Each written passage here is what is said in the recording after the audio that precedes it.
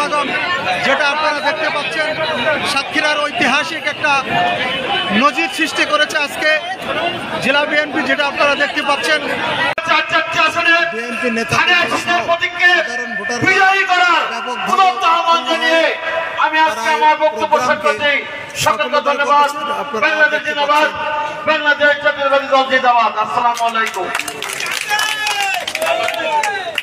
সহকর্মী সাথীরা, এ পর্যায়ে আপনাদের সামনে গুরুত্বপূর্ণ বক্তব্য রাখবেন আজকের এই 7ই নভেম্বর সাতক্ষীরা জেলা বিএনপির সুযোগ্য আহ্বায়ক জনাব রহমতুল্লাহ পলাশ।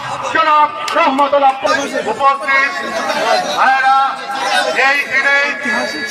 এই দিনে আমাদের দলের প্রতিষ্ঠাতা শহীদ রাষ্ট্রপতি জিয়াউর রহমানকে সিপাহী জনতা বিপ্লবের মাধ্যমে